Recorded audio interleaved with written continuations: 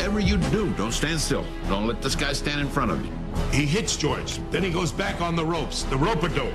The rope-a-dope. Come on, George. You ain't nothing. Show me something. George is throwing punches. Bang, bang, bang. Everybody be saying, get on the ropes, Ali. Get on the ropes, man. Float like a butterfly. Sting like a bee. We're screaming at him in the corner.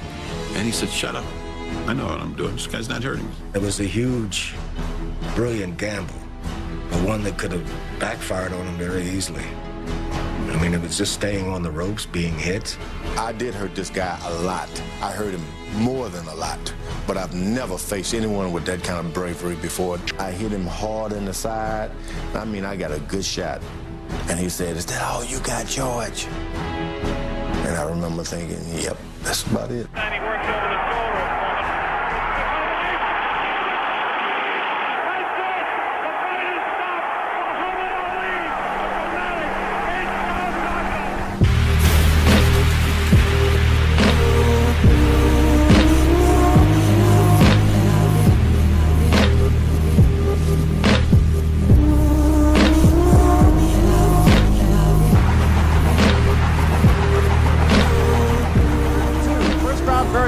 In the second round, Tommy stung him. Good right hand. Bam! Oh my God. Long night. Tommy was like a cobra. He was bringing the fight to Ray. Combination that time by Hearns. Once more scores on Ray. The primary goal was to knock Ray Leonard out. Hearns stalking his man now. Ray's sweating, I'm sweating too. I'm saying, Ray, move, Ray. Right hand by Hearns stands Leonard straight up and he backs off. We're going to second round, third round, fourth round, you know. I'm like, oh, what is he doing? What is he doing? Because Tommy is winning. Hearns' jab is bothering Leonard. There's no question about it. His jab was so accurate and so fast that my left eye started to swell. Tommy was tattooing. Boom, boom, boom. I mean, no ifs and buts. Tommy is winning the fight. Tommy knew that only thing I had to do is box for 2 rounds. I'm the champ of the world. Basically, if he could have stayed on his feet, he'd have won the fight. He was that far ahead on some of the judges' scorecards. We knew Ray was behind, so he had to knock him out. Leonard wants to put his man away right here. Does not want this fight to go to a decision. It was a race against the clock. 2 of the greatest fighters of all time. A right hand, and that hurts Thomas Hearns, sends him reeling. Hearns is not down yet. Ray, at that point, smelled blood. Ray Thompson now, 2 left hands against the rope. Hearns is reeling. Every punch that I had left, I just went on a rampage. Trying to go downstairs this way, Leonard. Thomas was on the ropes, still holding his hands up, blocking punches, but didn't have the energy to even hold his body erect. Hearns just trying to hang on here. Left hand sends Hearns back against the ropes again. And that's all. It's over. And Ray Leonard is the undisputed welterweight champion of the world against a very game Thomas Hearns. You cannot say enough about both of these fighters.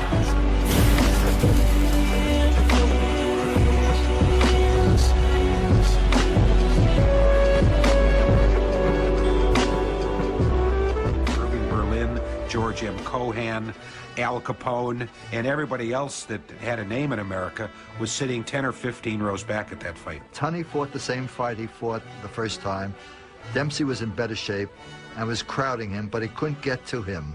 In the 7th round, he catches Tunney with a bodacious left hook and follows it up with a 6-punch combination. Tunney is down.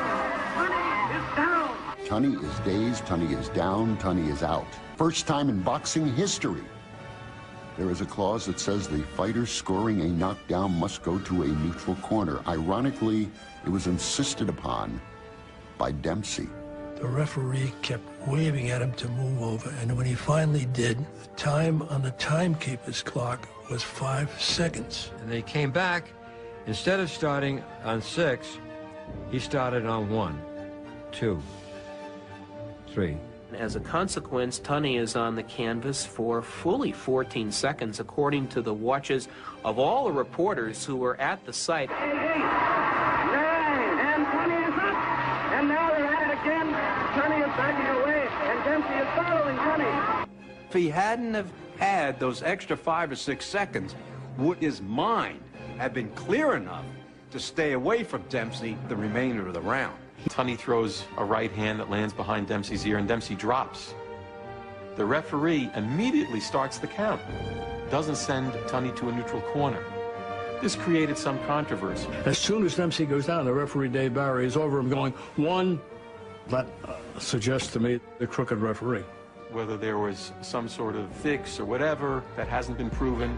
What remains today is the controversy of the long count.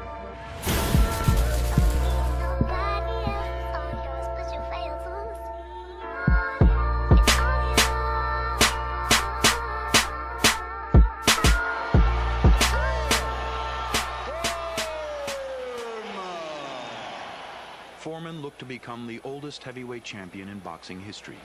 But despite the optimism of the crowd, few gave Foreman more than a puncher's chance. Left and a right inside by Moore. Sizzling. Solid left hand over the top, backing Foreman up again. Sharp right by Moore, who seems to be gaining confidence. I like that he was starting to feel good about being champ and feel confident and trying to fulfill what everyone said he wasn't. The irony of this fight is both simple and complex. With 9 minutes left and ahead on all judges' cards by a large margin, all Michael Moorer had to do was stay away. Instead, he fought like a heavyweight champion. And I said right then I was going to lower it just a little bit.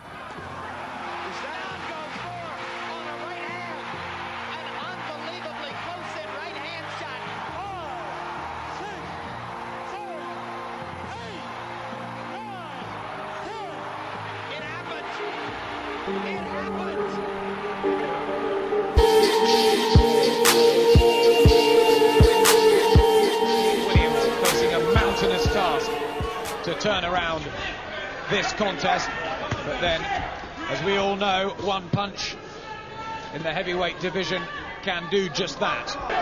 Somebody back him again, I think. The shoulder's gone, it's come out again, he can't fight. The corner look on as Danny Williams holds on for dear life in Mark Potter. It's completely gone, the shoulder. He's now backed up in his corner. He's using one arm. Again, the guts of the Brixton fighter. This is too early in the round, Adam. He wants to get himself out of there. He's surely his corner have realised this. Look at his arm. He's in a no-win situation and he will not give up. He's got no defence, obviously, against the left hook. And still they clap in the corner. Yep, they're clapping him forward. But... Oh, he's got him! That's unbelievable! From Williams and Potter. It's out! It's over! It's over!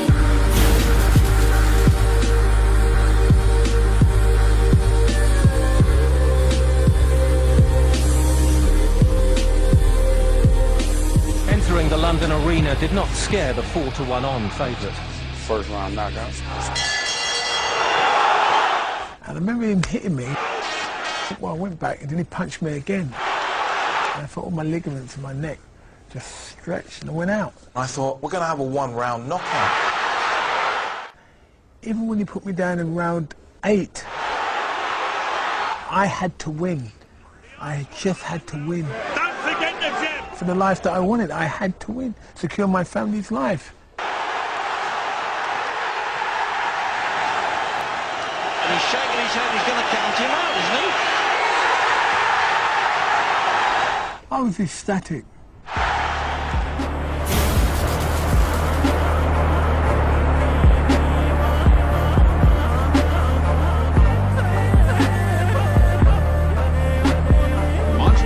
December 10th, 1958.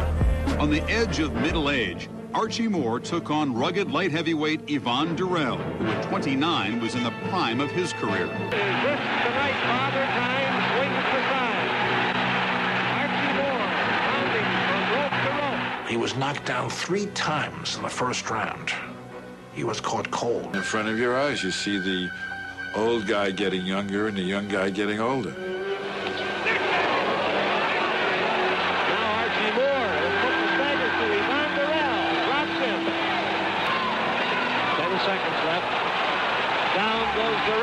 Archie roared back, figured out Durrell, and finally knocked him out in the 11th round. Durrell seems to be on his way, blood streaming from his nose and cut over his right eye.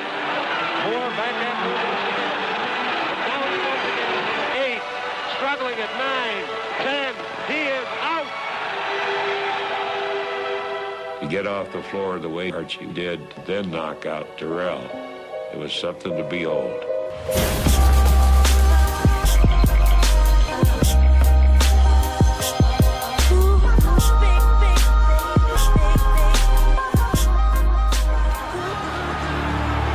When you fight a fight like that,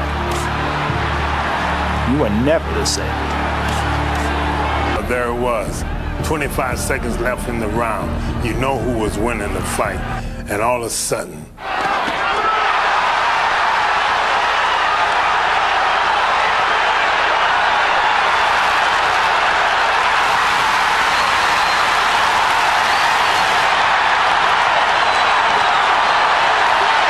if he gets up, he probably wins the fight. I can't believe it! Unbelievable! Richard Steele stopped the fight with fewer than 5 seconds to go. You're going to watch Lou Duva go crazy now. You're going to watch Lou Duva go absolutely berserk.